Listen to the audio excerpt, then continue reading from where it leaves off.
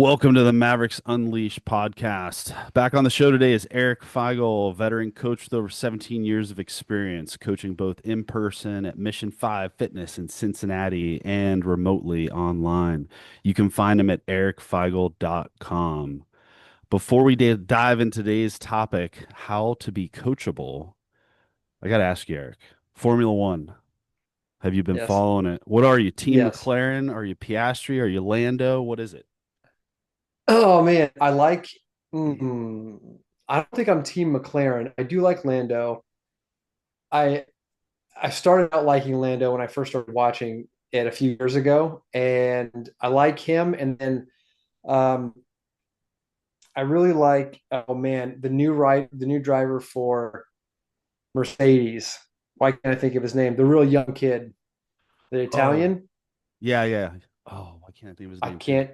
I watched a documentary on him on F1 TV, and Yeah, I was didn't like, he yeah, jump? Didn't I he like jump him. from Formula 3 up to Formula 1? He like skipped Formula 2. Oh, I can't remember that, I thought but I I saw just like something his. that was like the big thing about him is like they took him, they like just elevated him because he was that good, had that He's much potential. Yeah, and his background is really cool too, and he seems like a decent kid too. It's fun to watch. I like him a lot. Yeah, but I think I'm still pulling for. I think Piastri's gonna, as long as he just obviously stays healthy and doesn't do something devastating. McLaren's so hard to beat, but I really still pull for Lando. Yeah, So you can't yeah, discount Max, man. Verstappen and Red Bull are so fast, though. yeah, yeah, dude. I don't know about you, but Piastri to me reminds me of like a young Max. A young He's who? A young who? Max. Oh, young Max. Yeah, he's aggressive. He just goes for the win. You know, when him and Max battle, it's fun to watch them It battle is fun because to watch. neither one of them gives an inch. Yeah, not many people are gonna be able to battle with Max like that. Max just doesn't care. He doesn't. He just doesn't let up. I Yeah. love it. You can't count him out. I still can't count Yeah. him out. He's probably what? Was he third or fourth Yeah. in points or something? You Third. still can't count him out. Yeah, Yep. Yep. yeah, man. Yeah, I'm It's excited. exciting. Yeah, 2 weeks off, and now we're back this weekend. Yeah. And you It's just lost all of your viewership, by the way. Nobody's listening right now. fine. You These should be watching nerds, Formula One. Yeah. nerds. We're gonna talk about soccer next. Let's talk about soccer. How do you feel about men's lacrosse? Did you catch last week's spelling bee, bro? Oh man, let's talk pickleball. Okay, hold on a second. Hold on. Yep. Yep. I've never played pickleball. It's I so have fun. I've heard it's a blast, and you're like pickleball mecca in Florida, Yep. but it's taken Cincinnati by storm. I think we only have. I heard that there's only one more indoor tennis court place in the area. That's a public place, at least, not like a private club. That all the rest of them have been bought up and transitioned into pickleball. And so there's like this miniature outrage of tennis players in Cincinnati who are just beside themselves because they just see it coming. But on Samsung Can't fight it. TV, if you have a Samsung, you have access to all these free channels, and they have a 24. All these channels are 24/7. They have a 24/7 pickleball channel. I got to the gym today at 5 to work out, and I always walk for about 10 or 15 minutes on the treadmill, just kind of think about what I'm going to do and just get my head into it and get the blood flowing. And I always put on the 24-hour pickleball channel. I I can't help it. It's fun to watch. It's so intriguing. Yeah. It's I feel like though, if you're athletic at all, well, I shouldn't say this because I don't have a tennis background. I think if you have a tennis background, you can dominate if you're somewhat of an athlete. And we're back. Yeah. Technical difficulties. We're back. Anyway, I was finishing up by just saying I watch the 24-hour pickleball channel almost all the time in the gym. I automatically just turn it on. I'm fascinated by it. All right. It's fun to watch the dinking, and then one is one of them just gonna crank like Dude, into somebody. yeah, but what I said, I think before my audio dropped out, was if you are somewhat athletic and you have a tennis background, you can dominate. Yeah. Like it's cool that people that aren't super athletic and don't have a tennis background can jump into it. But man, if you have a tennis background and you're like athletic and healthy, you can dominate. I'm pretty sure you can go pro within 2 weeks. Yeah, yeah. It's fun. Yeah, it's all over here. Yep. And the gym I used to go to, they built a pickleball court in the back and started a Yeah. pickleball club. There was like triple the expense of the gym membership It's to nuts, man. to join the Yeah. club, and it's I know. popular. Like they I'm in the wrong business. added on to Mission 5. Yeah. I'll talk to Joel. You guys have parking lot space, just like build out. Nope. All right, man. Let's dig in. Shift gears, no pun intended, All right. from Formula One and I pickleball. got it. I got the joke. Yeah, nerd. All right. So, sorry, folks. I'm a nerd. So, all right. In your words, Eric. Oof. So, what does it mean to be coachable? Our topic today. Yeah, I think it's Like to you. a really long conversation too. What it means to be coachable, I really do think it's going to, number one, it's all going to start with a plan that's developed both by the coach and the client. And I think so many times when a client comes to a coach, and rightfully so to a certain extent, they want to be all hands off. Like, I'm coming to you. I'm basically a client is almost outsourcing a little bit of themselves to you. They want you to handle everything. And we should have the capability to handle a lot of it. But both parties need to be on board with what is going to take place depending on that person's goal, the time frame they're working in. So that number one they both have to sit down, and that's why it's so important to get to know each other before you go into the plan, and then you lay everything out. Does this sound good? Yes. Okay. Here are the steps. Maybe build the first 4 weeks. Here's what we're going to focus on the first 4 weeks. Here's what the dedication is going to look like. Here is the time that you're going to spend in the gym. Here's things to work on the outside in terms of like nutrition, recovery, sleep, that kind of stuff. Everybody has to be on board with it. Not to say that something life is going to happen, because it's going to, but I think that's where it all starts. Is both parties need to agree on what is about to take place. And I really had to do some thinking when you first brought this up. I really had to do some thinking about what the next step would be. What would be, and also a really beneficial part. And I think being self-aware as a client, um, being able to reflect on your own behaviors and patterns, because you can lay out the best plan in the world. You could lay out the Picasso of all training plans, but if the client isn't bought in, and they know they have a history of maybe being kind of flaky about follow through, and it's just going to be like a fox chasing a rabbit, you know, just going to be like this all over the place. Yeah. So that's where my mind starts. And then I think one of the obvious things is willingness to receive feedback, and don't take it as criticism. And now, granted, the coach is going to have a little bit of finesse. I Yeah. don't think you have to be able to talk to people as a coach, Yeah. because if somebody does any kind of movement, you're like, wow, that sucked. Like that might not be the best way to, depending on the person. You have to have fun with it sometimes, but you have to be able to take constructive criticism, be open to feedback, and know that I'm still, the longer you do this, if I correct somebody on a squat, even just warming up, just as a reminder, stay midfoot, you know, stay tight. And they'll turn around and be like, I feel like you told me that 1,000 times. I'm like, that's okay. Like, this isn't their number one. This might not be their number one priority. They have other stuff going on in their life. I'm here for just correction, get in the flow of it, get back into the groove. And but some people will be like, you've told me this 1,000 times. Like, I got it. Like, okay. So there's times to like push a little bit, time to back off. But I think the self-awareness for a client, or excuse me, the ability to receive feedback is crucial for sure. Yeah, they have to be willing to receive it. And as the coach, we have to see, are they or yeah, are they pushing back or they've heard it 100 times, like, okay, man, and it's not, so maybe it's time for a different cue or like a little back That's off for a yeah, bit. And we need to recognize that. So it's a give take with both. But yeah, I yeah, noticed that yeah, early on that the tact of a coach, at times I would just focus on the technical. Like I had a new client one time, former athlete, has squatted on and off his whole life, and I'm just making some technical objective, you know, cues and corrections.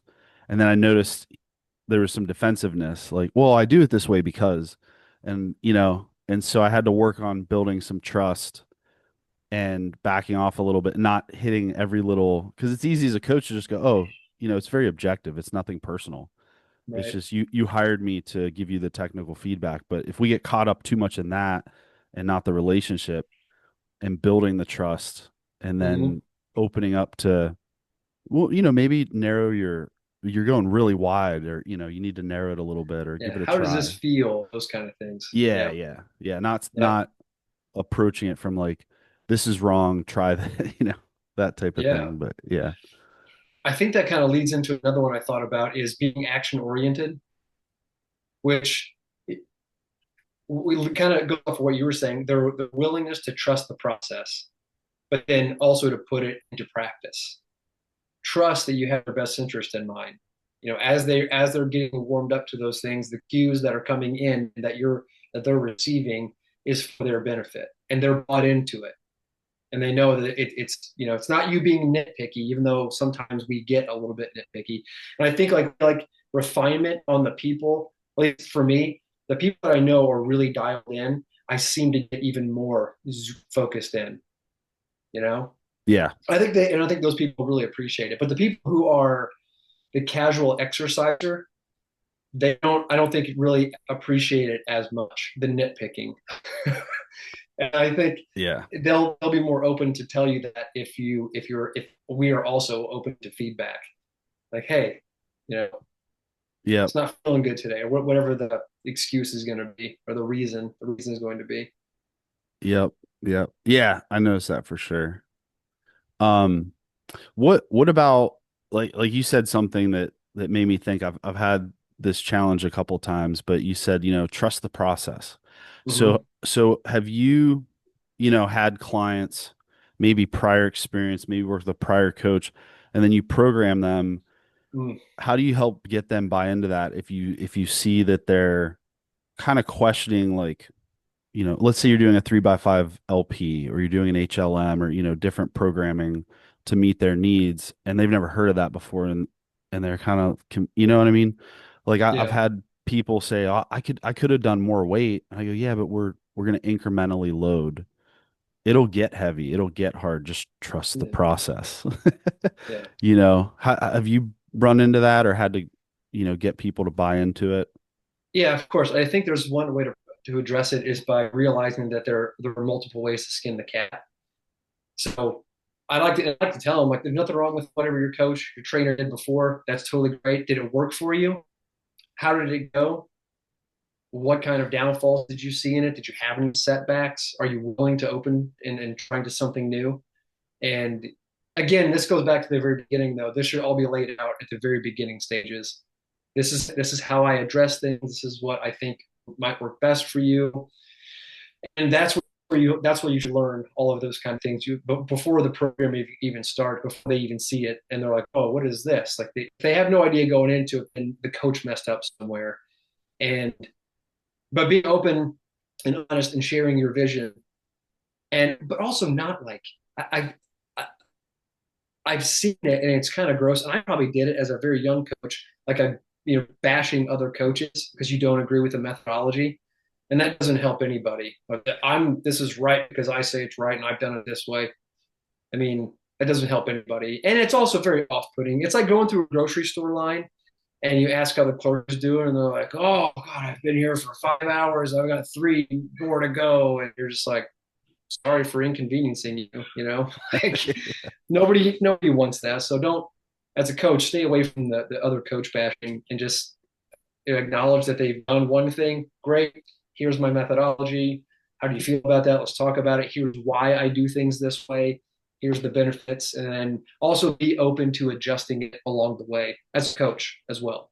You don't have Yeah. to flip your whole program open, but that's also, I think, goes into another one is having a growth mindset. So they have to believe that change either to their program and change to what they want to accomplish is possible. I mean, they can't be, it can't be like, maybe they're a little nervous about squatting with a bar on their back.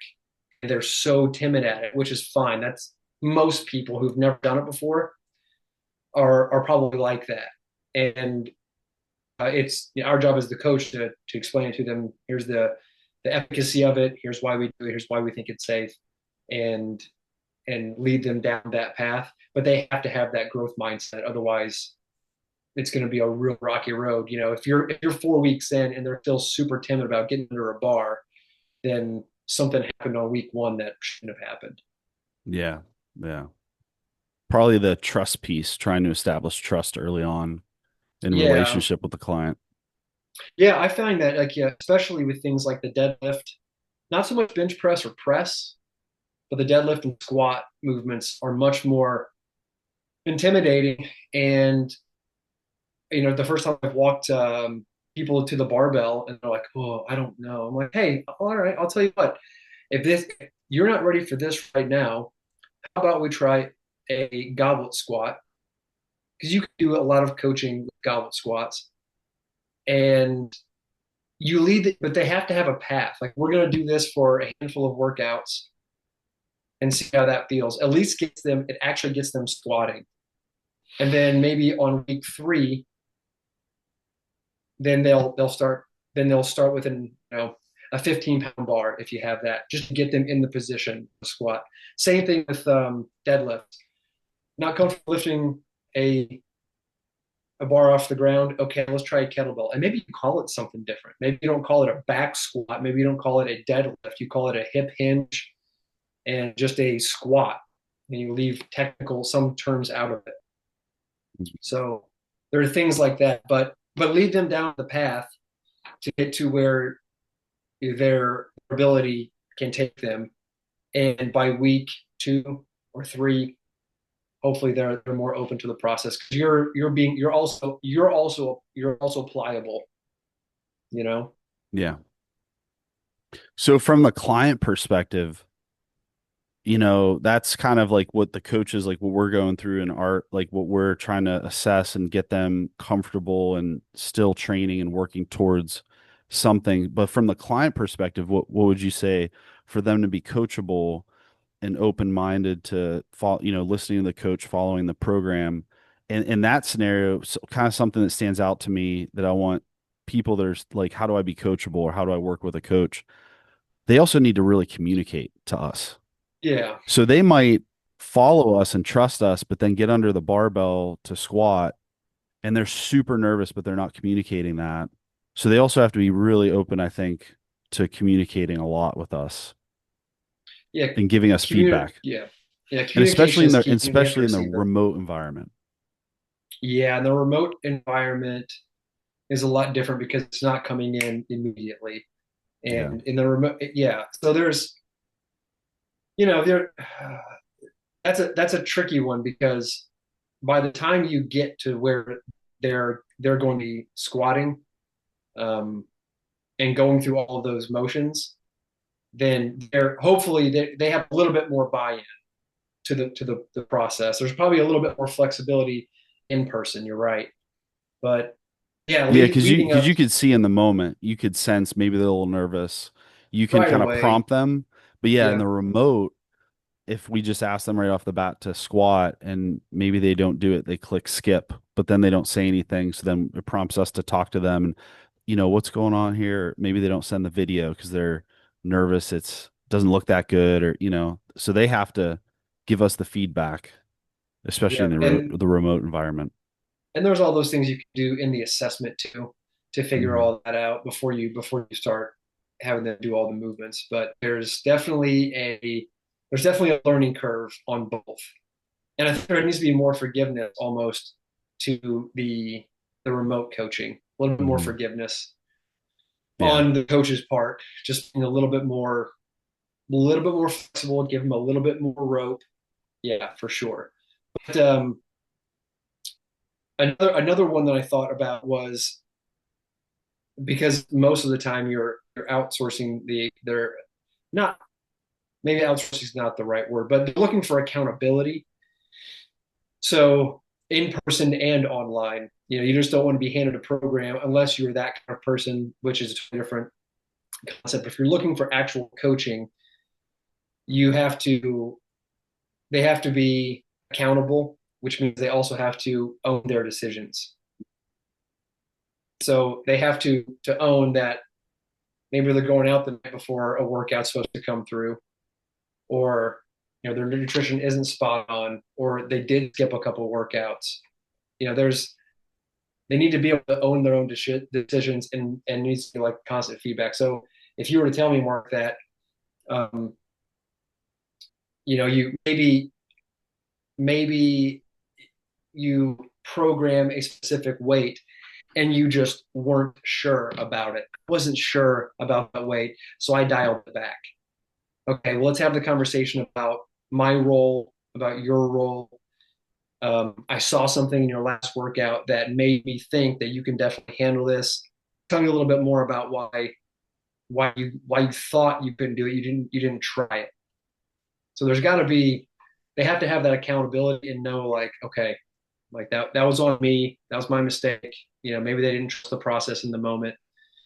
So does Yeah, that make sense? yeah, yeah. Well, and I've seen that. I've seen where I program a weight, and yeah, from the previous feedback, the previous videos, the bar speed, etc. I'm like, yeah, they can go up 5 pounds.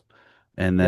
then, and I think on the coach's perspective too, there has to be trust built with the client that sometimes they get enough experience because I'm sure you've had it. I've had it where I've programmed myself weight, and that day it's not going to happen. And for me, Yep. it's not worth the injury risk. So Right. there's definitely a side of if you're an experienced lifter and the coach trusts like we trust each other and I know you're hitting the weights that I'm programming and then you have this random off day where you like knock 20 pounds off and you're like it just wasn't happening today. I didn't get good. But also explain, don't just log the 20 pounds less and leave it blank, especially in remote coaching. Yeah. It's like add the comment like my kid kept me up all last night. I didn't get any sleep. It just Yeah. wasn't Like happening that's today. the communication piece. Yeah. Yeah, yeah. And I mean that's further down the line. But yeah, in the beginning, totally agree with you. There's a lot of times like they just I just didn't feel up for it today. Yeah, but they're not experienced enough if they're a new lifter and it's like you could have attempted it. You could have Yeah. given it a try. Like unless because then it prompts the questioning of like, okay, was your sleep off? Like what was going on? And they're like, no, no, no, I Yeah. was well Stress rested. I felt level. great. I just then the confidence, they didn't have the confidence to go for it, maybe. Yeah. But you're Yeah. And right. They have to own it. they have to own it and know that it's not. Yeah. There's some, and I think from looking from our perspective, what they see, what we see as a coach and what they feel are two obviously totally different things, right? Like we've both been under a lift before being coached, and we're like, man, that was brutal. That felt really heavy. Then the coach is like, no, dude, you could have done two more. I'm like, what? Yeah. Like this, everything looked good. Form wasn't breaking down.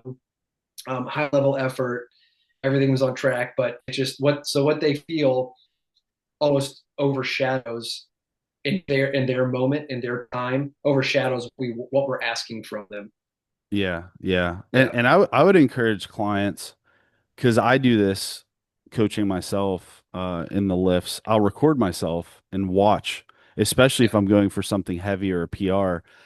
And man, so many times I do a grinder and I felt like I was 8 seconds Yeah. grinding it up. And I watched the video and it was like a second and a half. And Yeah. it You're like, looks in the wow. video like it was easy. I'm like, whoa, it did not feel that way. And Yeah. so whether you're in person or remote, yeah, the coach looks and goes, no, that looked easy. And they're like, no, man, my eyeballs were bulging out. And Yep. it's like, I would encourage the client, especially if they're remote, to rewatch their videos as well. Like watch and then look again to go, oh, it felt way heavier than it was, Yeah. and I have a lot more in the tank than I thought. On top of that, I think it's a good thing for a coach to tell somebody that it's okay to fail. It's okay to miss a rep. Actually, it gets a lot of data in a missed rep. Lots Yeah. of data. Did you get it off? Were you for bench press? Did you get it off your chest? Did you lose form on the way down? Was it? Did you not get it because it was too much fatigue, or was the bar path off? There's a lot. There's a lot that goes into that. How long were your rest periods? I just had somebody fail a bench press. We've been remote coaching for um, man. When did they move? It well over a year, and this is one of the first times he's actually failed a bench press. He travels a lot for work. Like the workouts change a lot. Additions are a little bit smaller. Um, but for him, I remember a few weeks ago he went in for this same weight, and he's like, and he dialed the weight back like we were talking about. Took 5 pounds off so he could hit the volume. And we had talked about how that was going to be important moving forward, doing top sets and back offs. We were going to manage his stress that way. And then I made a note and I was like, hey man, this is not the time to dial it back. Let's go for sets across. And on the third set, I saw it come out and he hit his last rep and it looked like someone grabbed the bar and started pushing down. And I don't even think him pushing for another 2 count would have done it. It was automatic. It was coming down. He was just fighting it. And he wrote me, he was disappointed. I can't believe this. I was like, no, dude, this is good data. Yeah. This is awesome.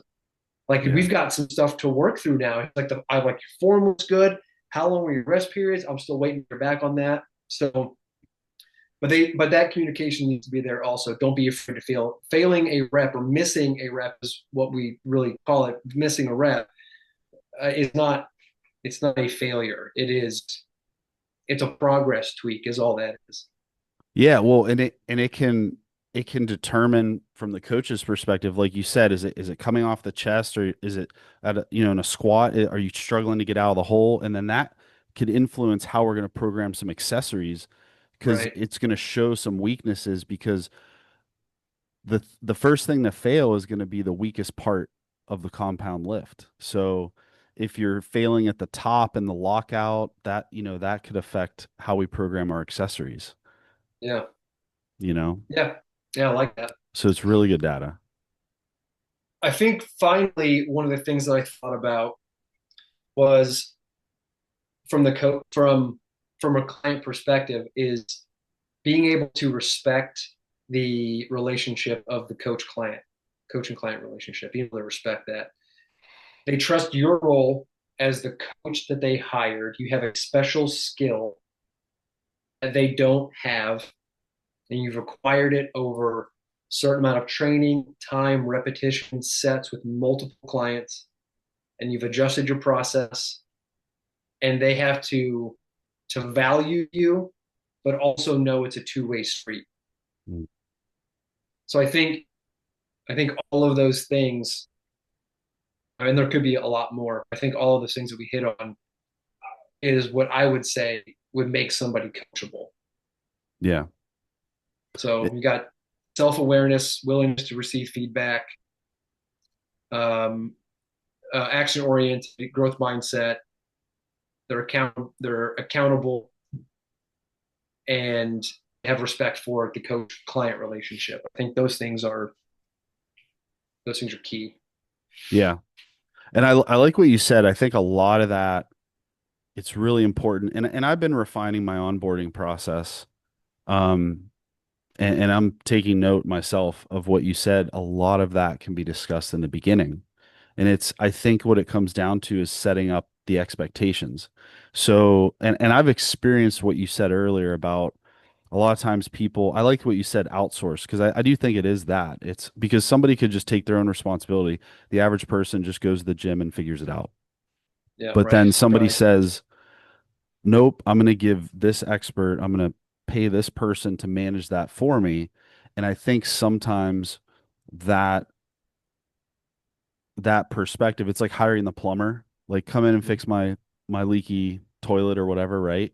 I don't have anything to do with that. He comes in, does it all, write him the check. It's nice.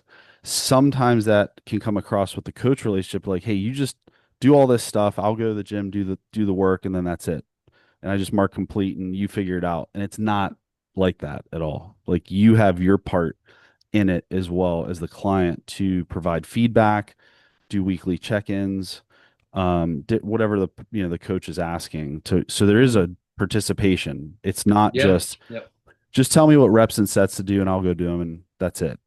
Yeah. Um, There's way more to it. Yeah. yeah, and I've seen that with a couple people over the time, and then I have to communicate. No, I need a little bit more participation from you um, with it to give me the feedback I need, so I can, especially in the remote coaching side, like we need a lot more because I assume I've done a little bit in person in the garage here, but not as much experience as you have. But there's just subtle.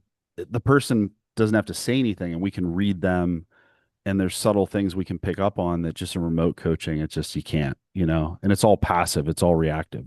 Like they Yep. work out and then we watch the videos and rely on their feedback. But I think I like that you said set all those expectations up early Yeah. and let them know what the expectations are, like, hey, you're hiring me to do this, this is what I'm going to do, and then this is what I expect of you through this program. Yeah. What so with that, how would you, in the theme of being a coachable client, um, how would you handle or you could talk about experience of people you've dealt with or just but like non-compliance, not just like you programmed, you know, hey, bench press 185 today and they go for 175 and you have that little conversation, but just even like consistency of training and the remote side. In person, I mean, and it could be in person. Maybe they don't show up for an appointment, but just compliance in general, Mhm. struggling with. Yeah. I think there might be a lot of crossover between the two. So let's say you've got a client who doesn't show for appointments often. Like they schedule them, they're on the books, they no show, they late cancel a lot, which is a lot different than canceling ahead of time. There should be that setup like give me 24 hours notice, no big deal. Um, they have to understand your role as a coach and that you are also running a business, and that's how you make money. They're hiring you to do a specific job, you can't do it. And same thing for online coaching. It's a little bit different because most of it is going to be set up like the payment system is completely different. That is part. People get all weird when you talk about money exchanging hands, but that's part of it. Like we don't do this for free. We've got a lot Mhm. of knowledge. We want to share it with people. It's valuable. I'm charging the amount that I think the value it's set at, and that person accepts that term and says, "Yeah, that's definitely worth the value to me." So I think it's especially online. It's up to us to ask more questions, but then say, "Hey, I'm not sure you're getting the value out of what you're paying for." And it's so easy for us as the coach to, man, what am I doing wrong? It's 9 times out of Yeah. 10, it's not the coach. 9 times out of 10. Yeah. It's the other person who is just like, it's almost like a having a cable subscription or a Netflix subscription. Like I'm paying for it, it's there when I want it, and that's it. And to some extent, like they're right. Now, if they come to you and they say, this is a question for you, Mark. If a person would come to you and say, hey, I do want you to, I want to hire you. I want you to do all the behind the stuff, all behind the scenes that I don't need to know about. I'll send check-ins as often as I can, and I'll get as much done as I can. Would you take on that client?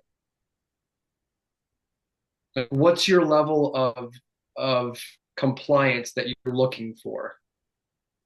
For me, Yeah, just in general, yeah. like a fake client were to come to you and say, "Hey, man, like if it's a one-off here and there, somebody who's not uploading videos and forgets to mark a workout complete, they don't leave notes all of the time. Sometimes they do. The gym's busy, so they have to skip some of the stuff or whatever the case is. Like those kind of things happen. Yeah. But if you're Um, scrolling through and you're like, man, I'm just not giving this person the service that I think I should be giving. Like what is your level of compliance? Yeah, yeah. So yeah, there's a level of meeting them where they're at. So, because I've had people say like, well, how many times a week should I work out? And kind of for me, my minimum threshold is I say if you can commit to 2 times a week, Yep. we can make progress. If you're Yep. telling me, and that's like 2 hard times. So if you're missing consistently and you're doing like 1 to 2, 1 to 2, 1 to 2, to me, that's not, you're not getting the value. And, I mean, it's something, but for my coaching, I don't necessarily, so that would be kind of my threshold is now there may be an intermittent time in their life that things happen. Yeah, There's a of course. Yeah. right, but all things, yeah. Assuming that's not the case, it's just like they're just like, yeah, this is all I can do, man. Um, I would probably, and I have had that conversation with somebody. They were very consistent, 3 to 4 times a week, following the program. Started to get busy, so my pivot was, non-compliance, like skipping workouts and missing them and just not even responding. So I had conversations. Hey, I need you to respond. I need you to participate. You need to do your end of it. And then I said, what it came down to was they originally agreed to 4 days a week and it was too much for them. Okay. But rather than communicate that, they were just missing and just expecting me like whatever. They didn't care. I'm paying for it. And I'm like, so I had to reach out and initiate the conversation. I said, look, what can you commit to? Well, I commit to 2 days a week. Okay. So we Yeah. restructured. So, and I was like, you need to commit to that. At one point, then they weren't committing to that anymore. So then we had that exactly what you said. We had that conversation. I said, look, I don't think you're getting now. And well, I don't want to go on that tangent yet, but yeah, I had that conversation of, I don't think you're getting the value of this. Mhm. And maybe you need a break. Like I just talked about the suggestion that this is what I require. If you can't meet it, I just don't think you're getting the value of this. It was kind of a mutual, like, okay, you're right, and I was like, this is just, so that's kind of my threshold. Like, but if he said to me, like, I don't care, I'm going to keep paying you, that just doesn't work for me because I Yeah. want what's best for them. And Yeah. so I would recommend, I know we're talking from the client perspective, but I think this might help clients select a coach as well. Yeah. Um, and I know you're in the same attitude as this, but yeah, I think as coaches, that we have to have some breaking point. Even if somebody's just willing to pay us and just not participate at all, there has to be like a certain threshold of non-compliance where it's like, this isn't valuable. You're not going to make progress. Right. I'm not helping you, and I'm No. not going to take your money if I can't help you because that's why I'm in this. Yes, I am in this for money, but I am in this to help you. Yeah. And so we have to have it. So That's where I the would money comes say, from. yeah, so I would say to coaches, don't let people pay you if they're not, following the program or you don't think you're helping them. Yeah. Um, and I would say to clients, if you have a coach that's just willing to sit there for 6 months and you don't work out and they take your money, I wouldn't do business with that person. But I'm glad you said that because I think the question needs to be asked, are you still finding this valuable? yeah, That's what needs to be asked. So if you are a client and you're getting everything out of your occasional workouts, but the coach has at least asked you, hey, are you finding this valuable? Because the coach then is thinking, that's a good coach to ask because he's thinking like, hey man, this might not be for you. And that might be the bump that client needs to be like, oh God, he's actually paying attention. It's not just a computer screen. yeah, But I think the question needs to be asked, hey, is this valuable? I told you about my buddy who I'm coaching, and he's a farmer. So right now he is just obviously very, very busy. Plus he has kids, like the whole 9 yards, and he's missing significant workouts. And I pinged him. I'm like, hey dude, what's going on here? Like we're hitting it 3 days a week, consistent, nailing it. And now there's been several missed workouts. And it got to the point where he didn't check in for a month.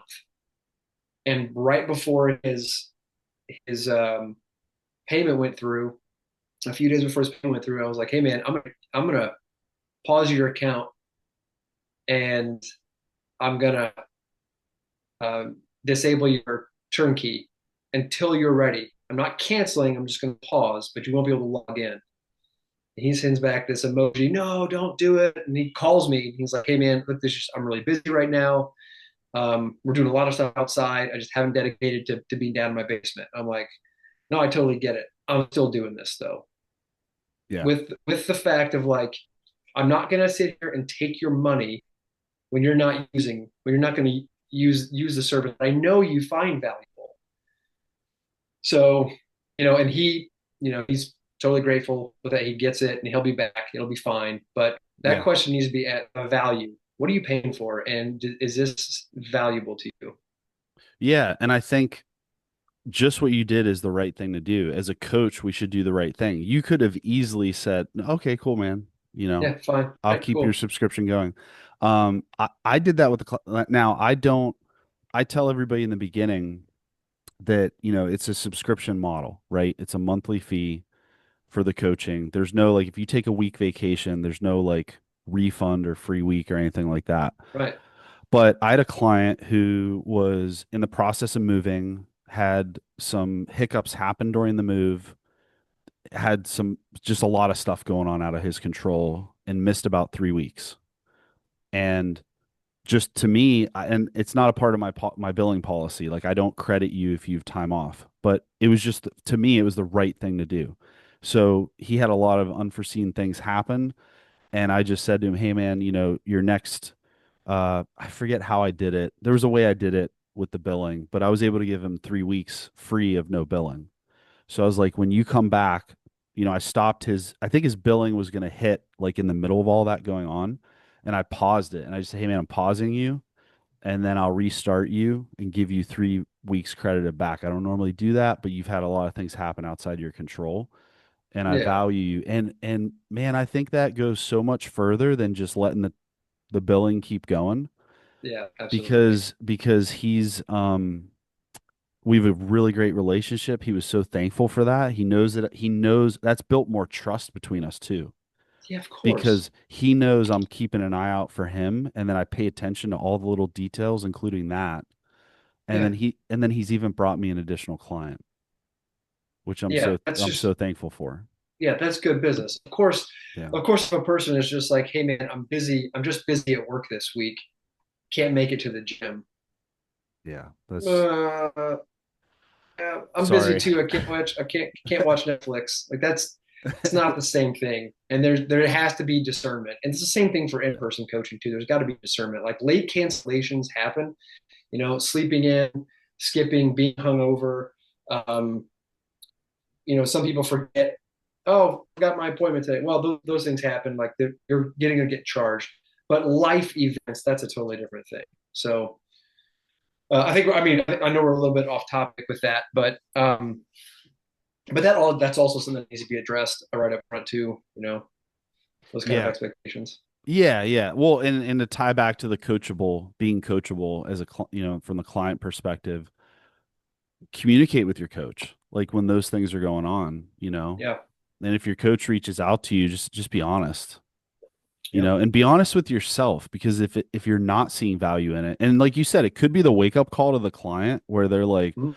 okay, no, I don't want to. Maybe they drifted off and they're non-compliant and they're skipping and they just don't realize how much. I've had that conversation with that got busy, all of a sudden starts skipping a couple. The busy period that they said like this week's going to be busy, but then it lingers on because they've kind of fallen off the horse of the routine. And I've had that conversation of, hey, I've noticed in the last 3 weeks you've completed, 4 workouts, and they didn't realize that, and it like shocked them, and they're like, I had no idea.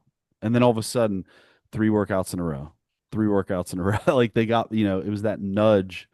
Yep. So as coaches, we have to be proactive to reach out to them, but as the client to be coachable, you have to receive that Yeah. feedback and the wake up call and take personal responsibility. Yeah. We can't do the Amen. workout for you. Can't do it. Yeah. I don't want to do it. Well, Eric, I want to respect your time, man. Do you have anything else that you want to add to it, or? No, I think that's this is a good thing for both clients and trainers to hear because the coach client relationship is a very unique one. Like we brought up a plumber, we brought up Netflix and all that kind of stuff, and those things. While we might have a relationship with the plumber, that might be good. You're not seeing them that often, and you're seeing this person that's helping with such a important part of your life, your health, your wellness, your fitness, and it can get very personal, Mm. and it can get kind of there's some that friction can be built up, but it can also be very um, emotional. Like we might, I don't know if I said this on the last podcast, but we might see a person throughout the course of their week. We might see them more than some of their family members get to see them. So Yeah, we should come to the table with a willingness to help and willingness to be open and honest and have a plan and be valuable and care, but they should also come to the table and know that they are invested in it too. So I think this is a good topic, man. I'm glad we did it. yeah, yeah. Me too. Me too. All right, man. Let me see here. If there's anything else I wanted to add. I like it. I like it. All right, where can everybody find you? I already said your website. Where else? Website's good. All social media is at Eric Feigl. That's F as in Frank, Eigl. Um, and that's pretty much it. Awesome. Awesome. All right, everybody. Thanks for listening to the show. Go check out Coach Eric. Reach out to him if you have questions, if you want coaching from him. I've known Eric for a while. We're good friends. He's awesome. Check him out. All right, guys. See you Thanks, later. Mark. Yep. Appreciate it, Thanks, man. Eric. We'll see you.